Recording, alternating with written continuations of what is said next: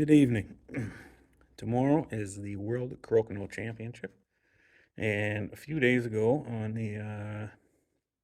a podcast I heard, a few bold predictions were made about who was going to win the World Crokinole Championship this year.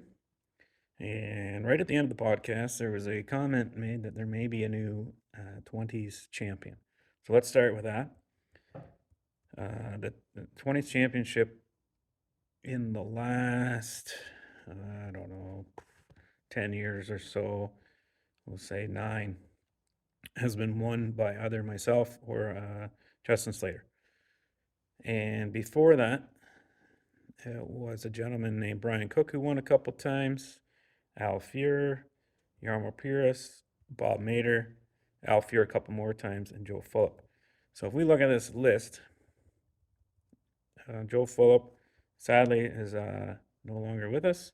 Al Fuhrer hasn't been on the tour for quite some time, or in the Crokinole community. It's unfortunate. He's a great player. We'd love to have him back. And Bob Mader and Yarmo Pires. So Yarmo moved, I believe, out east, PEI. Haven't seen him probably since 2004 when he won. So we have Brian Cook a couple years, and he is currently living in England. And fortunately for us players, he will not be attending this year.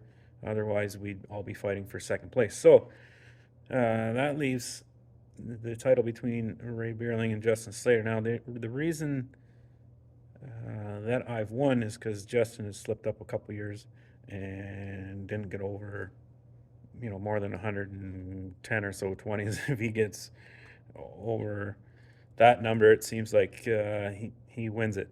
So if Justin's maybe a little bit off, I have a chance. Now, does anyone else have a chance? Sure they do. Sure, anyone can step up and take it. And yeah, the thing with the 20s championship though is it's in the preliminary round, so you need to get your points to get in the top 16 of the singles, and you have to be mindful of that. If you're just going for 20s, which is fine, if you want to do that, you're more than welcome to do that. That's your choice.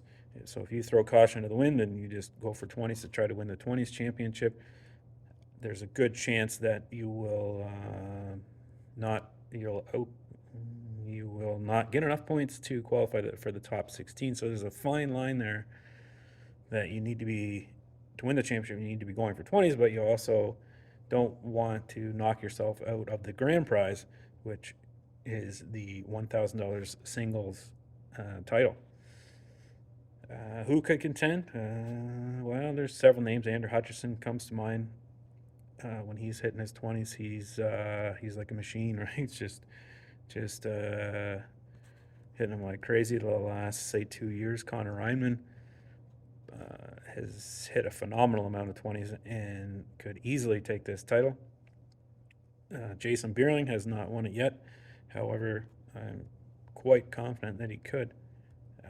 John Conrad is a name we'll hear later on. He's a very solid player. However, his strategy is generally not to go for 20s, although he can make a lot of 20s. So he kind of puts himself out just by his strategy. However, I know what his goal is, and his goal is to win the title, to win the championship. I don't think he's too concerned about the 20s championship. Who else could contend? Someone like Robert Bonnet, phenomenal 20 shooter. He says he can't get 20s, but don't let him fool you. He can knock them down. Roy Campbell, another great shooter. Jeremy Tracy, Reed Tracy, Nolan Tracy. Well, Tracy. Do you think they play together? I bet they do. All solid players. You got a couple.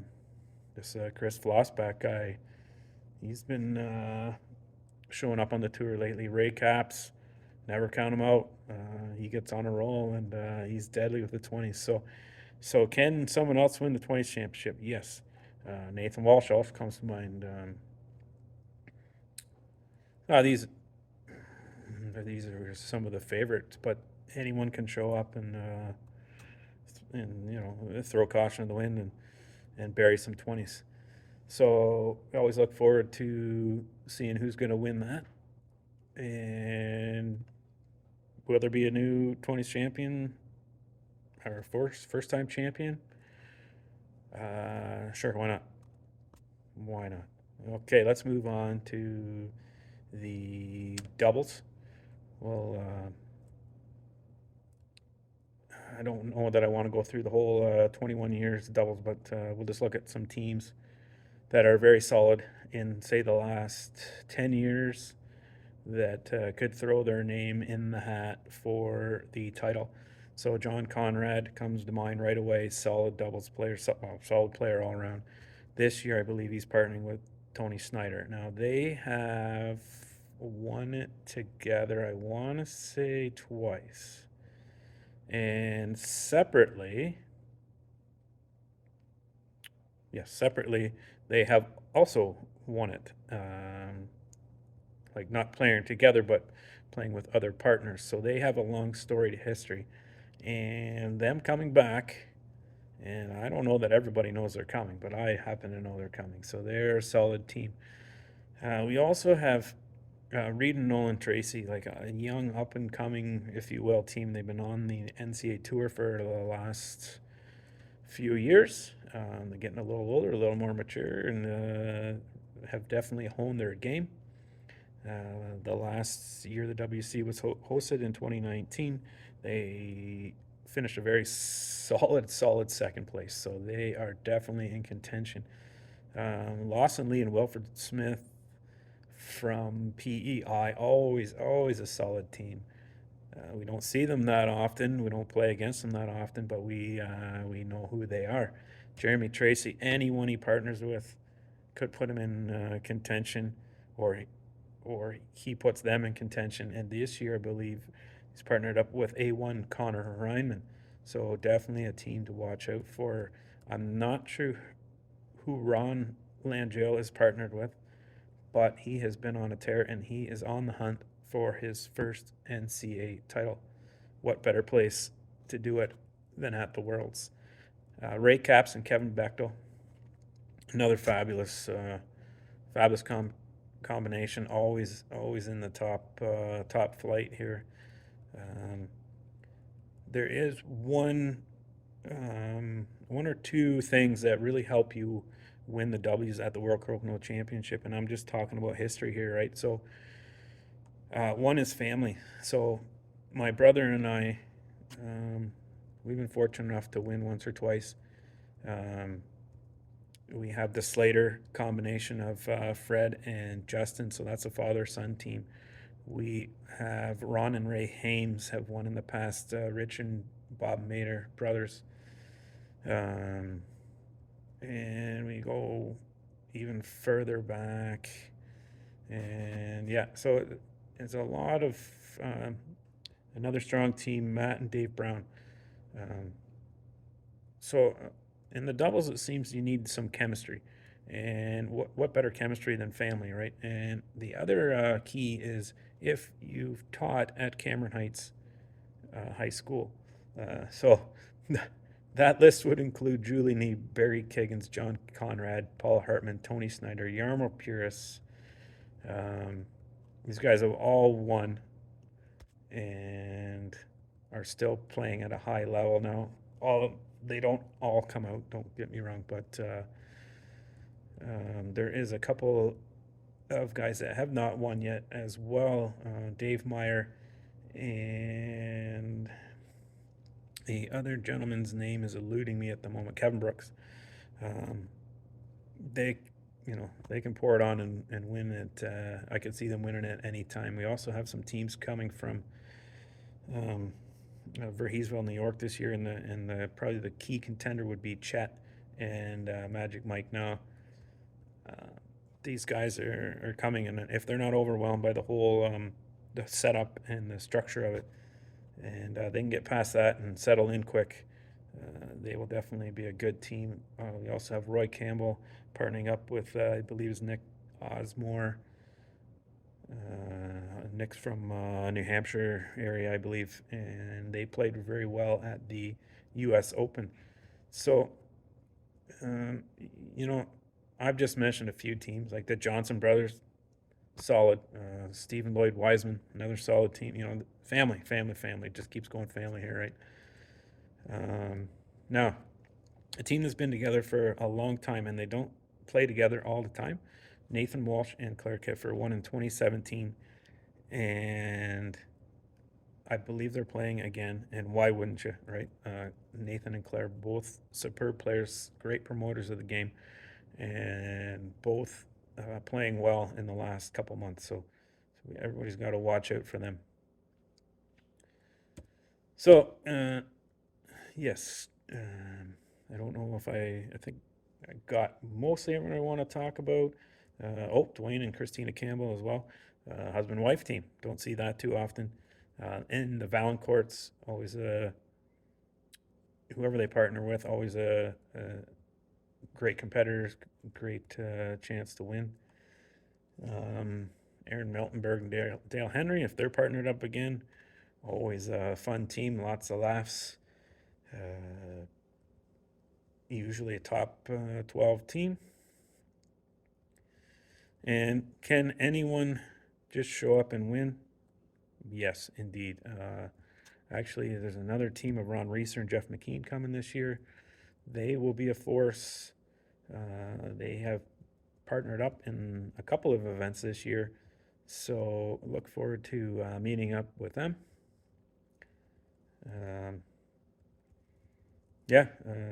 Like I say, it seems that the best chemistry in doubles is family or that Cameron Heights connection. So moving on to the singles. Who can win the singles? Well, boy, oh boy, I tell you, it's a slugfest this year. Every year, the competition gets deeper and deeper, and it is going to be tough just to make the top 16. 20 years ago, I was a lot younger, and to make the top 16 was tough. However, this year is going to be the hardest one yet. Like I said, the competition is so deep. And as for who's got a shot at the win, well, I'm not going to lie to you. History says you got to beat Justin Slater. Brian Cook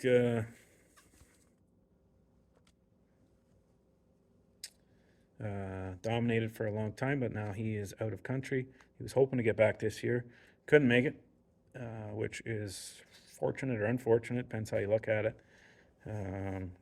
Great player, great advocate of the game. So he will be missed. 3 events ago, Robert Bonnet, not that he came out of nowhere, but he had a day and he took everyone down.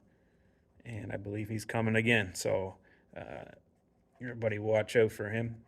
Nathan Walsh, always a strong contender. He has not won yet. However, he has been in the top 4 a few times. So he's on the hunt for his first singles win. Another gentleman, Connor Reinman, just won his first NCAA Tour Championship, and he is on it. He has been killing it this year, all year long, doubles and singles. Doesn't really matter. He's dialed his game in, and he will be a competitor. All 3 of the Tracys, Nolan, Reed, and Jeremy, knocking on the door. Some Andrew Hutchison character. If he ain't 5th, he's probably 1st, so watch out for him. Ray Cap's always strong.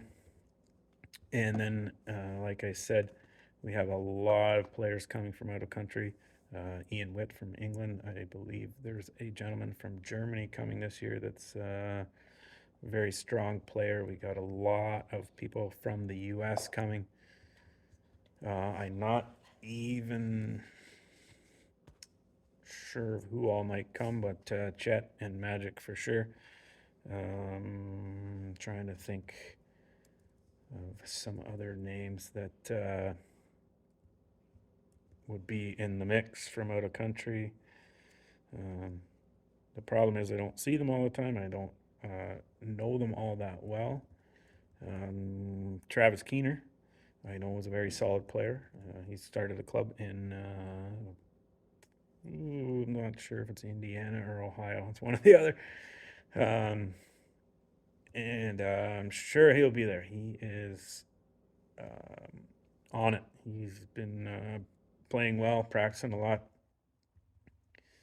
All those doubles teams that I mentioned, once you split them up, they're just as strong, right? So you got to watch out for them. The Johnsons and Avleach from the Goderich area, always strong contenders.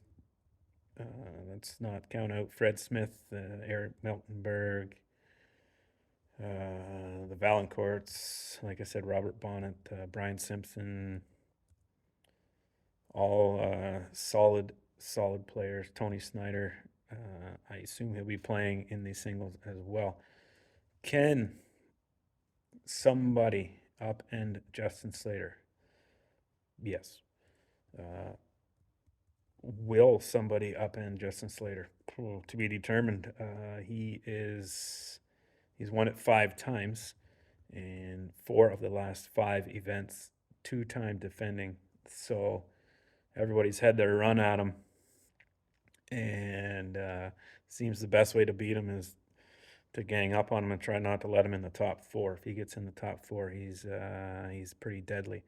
So even Darren Carr tried to take him down last year and couldn't quite get it done. John Conrad has met him in the final. Nathan Walsh has met him in the final. I've met him in the final. I want to say maybe even Brian Cook has met him in the final and lost to him. So it just seems like if he gets in the top 4, he's the guy. So if everybody can hold him out of there, maybe someone else has a chance, right? All right, well, I just wanted to put my 2 cents in. I'm not picking a winner. I'm just throwing out some names, some contenders. I don't want to, I'm sure I left out a ton of people. Maybe like Roy Campbell. I don't mean to leave you out, Roy. Maybe I mentioned you already. I've thrown out a lot of names here.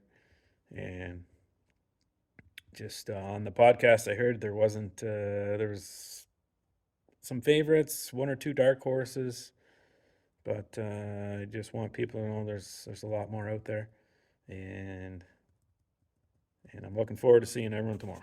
All right, have a good night.